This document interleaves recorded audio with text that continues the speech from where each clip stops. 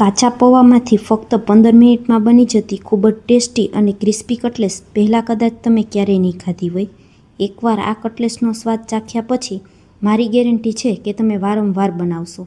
બાળકોને લંચ બોક્સમાં આપવું હોય કે પછી સવાર સાંજ ચા સાથે ખાવી હોય, બહારથી ક્રિસ્પી અને અંદરથી સુપર સોફ્ટ કટલેસ બધાને ખૂબ જ પસંદ આવશે. તો ચાલો રેસિપી શરૂ કરીએ. સૌથી પહેલાં એક વાસણમાં અડધો કપ ચણાનો લોટ ઉમેરશું અને સાથે અડધો કપ પાણી ઉમેરશું. પાણી અહીં થોડું થોડું કરીને ઉમેરવાનું છે. મેં જે કપથી માપીને ચણાનો લોટ લીધેલો છે એ જ કપથી અડધો કપ ભરી અને પાણી લીધું છે. 2 વખત આ રીતે થોડું થોડું કરી અને પાણી ઉમેરેલું છે. બેટર વધારે પડતું ઘટ પણ નહીં અને એકદમ પાતળું પણ નહીં તેવું તૈયાર કરવાનું. જરા પણ ગાંઠા ન રહે ત્યાં સુધી તેને હલાવી અને મિક્સ કરી દેવાનું.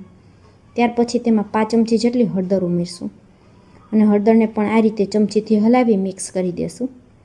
ચણાના લોટને 5 મિનિટ સુધી સાઈડમાં રાખી દેશું જેથી તે સરસ ફૂલી જશે. ત્યાં સુધીમાં એક વાસણમાં 5 થી 6 આ રીતે નાની સાઇઝના બટાકાને મેં બાફીને લઈ લીધા છે.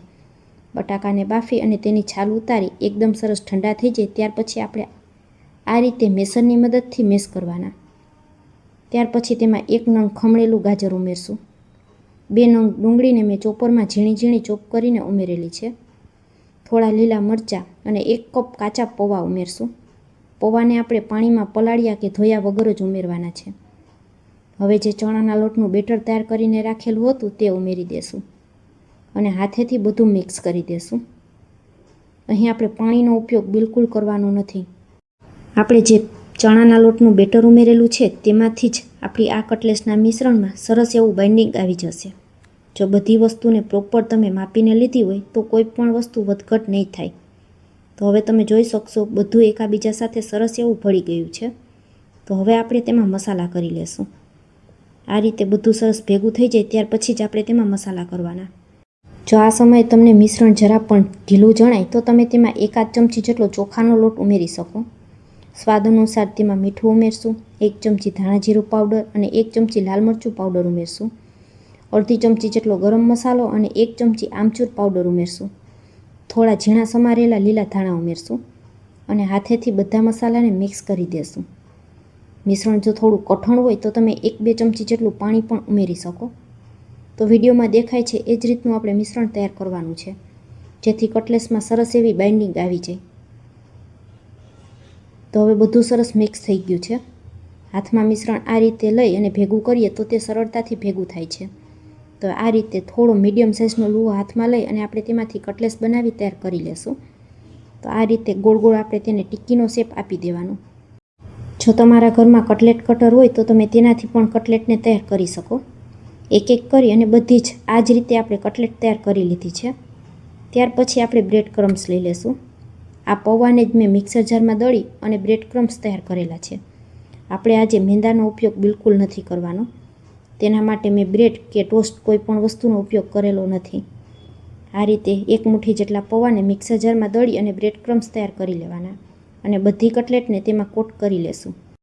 આ રીતે તમે કટલેટને તૈયાર કરી અને રાતે ફ્રીજમાં રાખી દો તો સવારે ફક્ત 5 જ મિનિટમાં તળી અને તૈયાર થઈ જાય છે.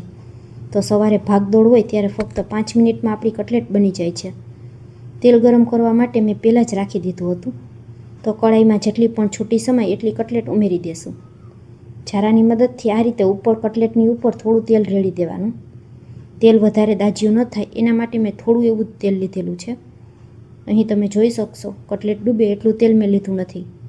છતાં પણ આપણી કટલેટ છે તે ખૂબ જ સરસ ક્રિસ્પી એવી તળાઈ જશે.